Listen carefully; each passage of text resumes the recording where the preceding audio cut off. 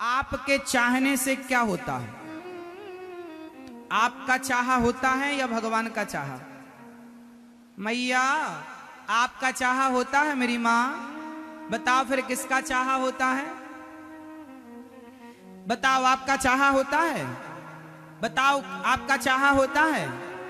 हुई है सोई जो राम रची राखा, सदा से भगवान का चाहा होता है। तुम्हारा चाहा जब कुछ होना ही नहीं है तो तुम चाहते क्यों हो? तुम राम को चाहो, वो तुम्हारी चाह समझ लेंगे कि तुम क्या चाहते हो। इसलिए आपका चाहा कुछ होना ही नहीं है, इसलिए इच्छा ही समाप्त कर दो। चाह गई चिंता मिटी मनवा वे परवाह, जिसको कछु ना चाहिए सो ही साहंसाह। इच्छाओं को समाप्त कर दो, चाह ही मिटा दो। चाह जी से लगी जी जरा हो गया, चाह हरि से लगी जी हरा हो गया। चाह इनकी हमें हरदम चाहिए, और अगर ये चाहे हमें तो फिर क्या चाहिए? चाह भगवान की हो। आप ये मत सोचिए कि हमारी इच्छा पूरी होना, आपकी इच्छा कभी पूरी हो ही नहीं सकती। इच्छाओं का तो अंत ही नहीं है। राम जी के आश्रित शंकर जी बैठे हैं और माता सती गई। अब जो होगा राम जी करेंगे। जब आप अपने बच्चों को समझाएं और बच्चे ना समझें तो आप परेशान ना हुआ करिए, समझ लो कि अब ये विधाता की लीला है। वो कुछ लीला रचा रहे हैं, अब क्या करो, उनके संग रहो, भगवान के आश्रित हो। हे प्रभु, अब आप जानो और आपका काम जानो। समर्पण कर दो प्रभु के चरणों में। अब बचा लो या डुबा दो, मर्जी आपकी। भगवान राम की परीक्षा लेने माता सती गई। अच्छा, सती माता ने किसका रूप बनाया मैया? किसका रूप बनाया? माता सीता का। और सीता बनकर सती माता गई और राम जी के आगे आगे खड़ी हो गई। राम जी से कहा,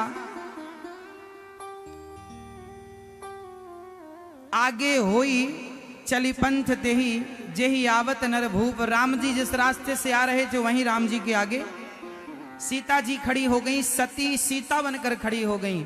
लक्ष्मण देख उमाकृत वेशा, चकित भय भ्रम हृदय विशेषा। लक्ष्मण जी चकित हो गए, अरे ये माता सती को क्या सूझ रही है? मजाक, मेरी माता सीता का रूप बनाए खड़ी है। कुछ कहना चाहते हैं पर लक्ष्मण जी कुछ कह ना पाए। राम जी सब जान गए और राम जी ने सती कीन चह तहां दुराऊ, देख्यो नारी स्वभाव प्रभाऊ। राम जी ने प्रणाम किया, जोरी पानी प्रभु कीन प्रणामो, पिता समेत लीन निज नामू। हे माता सती, मैं दशरथ पुत्र राम, कौशल्या नंदन राम, मेरा नाम राम है। आप जंगल में अकेली खड़ी हो, भोलेनाथ कहाँ? शंकर जी की बात सुनकर के सती माता के पसीने छूट गए। सती माता घबराई कि मैं तो सीता बनकर खड़ी हूं, आपने पहचान कैसे लिया? राम जी ने कहा, प्लास्टिक सर्जरी करा के कोई स्वरूप तो बदल सकता है, पर स्वभाव कहां से लाओगे बदल कर? मेरी सीता का रूप तो रख लिया आपने, पर स्वभाव नहीं ला पाई। सीता वो सीता थी जो सदा राम के पीछे खड़ी होती थी। आप आगे खड़ी हैं, आगे तो माँ खड़ी हो सकती है, मेरी सीता नहीं। मैंने स्वभाव से पहचान लिया कि आप मेरी माँ हो, सती माँ हो, मेरी सीता नहीं हो। अब तो माता सती घबराई। और अच्छा, माता सती राम जी की क्या लेने आई थी? परीक्षा। और राम जी परीक्षा में हो गए पास। कितने नंबर मिले राम जी को? पूरे 100 नंबर मिल गए राम जी को। अब माता सती का झूठ पकड़ा गया। अब माता सती को क्या लगा कि राम राम, मैं गलत हो सकती हूं क्या? अब राम जी ने अपनी माया रची और जहां माता सती ने दृष्टि डाली वहां सीताराम नजर आए। तो माता सती ने अपनी आंखों को बंद कर लिया। समझिएगा सिद्धांत, कई बार कुछ लोग इतने हठीले होते हैं, जिद्दी होते हैं कि वो जैसा कहते हैं वो वैसा चाहते हैं कि हमने जो कहा वही सत्य है। कई बार वो जो कहते हैं वो सच नहीं होता, तो वो अड़ जाते हैं कि नहीं जी, हमने जो कहा वही सत्य है, यदि तुम नहीं मानोगे तो हम जा रहे हैं। मतलब कुछ लोग ऐसे होते हैं जो सत्य को स्वीकार नहीं करते। उनमें एक माता सती हैं कि जब राम को पहचान गई कि ये भगवान है, अंतर्यामी है, फिर भी प्रणाम नहीं, फिर भी राम के स्वरूप को चारों तरफ देखा। माता सती ने नेत्र बंद कर लिए और आंखें मूंद करके, और जब गई शंकर जी ने पूछा हो गई परीक्षा, तो सती माता ने कहा कछु ना परीक्षा लीन है गोसाई, कीन्ह प्रणाम तुम्हारे ही नाई। तब शंकर जी ने ध्यान धर कर देखा, आहा सारा दृश्य सामने आया। मेरी पत्नी ने सती ने सीता का रूप धारण कर लिया, और सीता तो मेरी मां है। हरि इच्छा भावी बलवाना, हृदय विचारत शंभु सुजाना। भगवान की इच्छा बड़ी प्रबल है। शंकर जी ने माता सती का परित्याग कर दिया, क्योंकि तुमने मेरी उस मां का रूप बनाया जिस मां को मैं सदा अपने हृदय में बसाता हूं। अब मां के रूप में पत्नी आ जाए तो फिर इस पत्नी को पत्नी के रूप में स्वीकार कैसे किया जाए? क्या मर्यादा है शंकर जी की। शंकर जी ने माता सती का त्याग कर दिया। क्यों त्याग कर दिया? क्योंकि सती ने किसका रूप धारण कर लिया?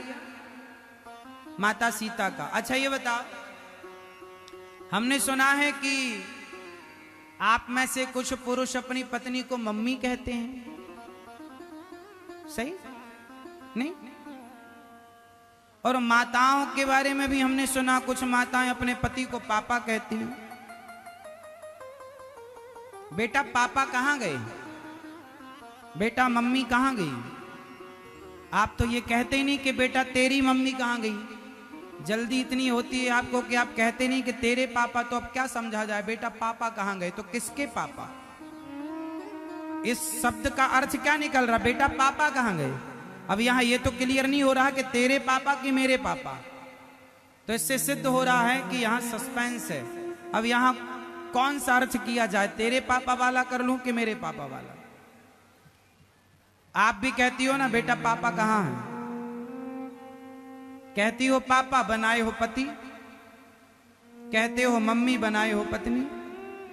इसका अर्थ क्या है? शंकर जी की पत्नी मम्मी बन गई, अर्थात मां बन गई।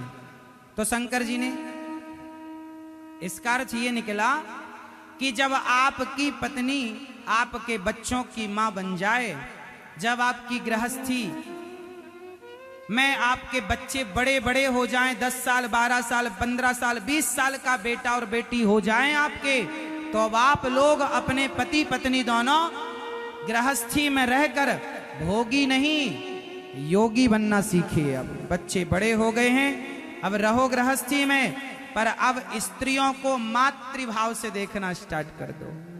पत्नी के भाव से अब देखना बंद करो। उम्र हो गई, बुढ़ापा आ गया, दांत तुम्हारे गिर रहे हैं, तुम्हारी सारी सिर की झाड़ियां पक गई, बाल पक रहे हैं। अब तो बदलो अपने मन को, अपने विचारों को।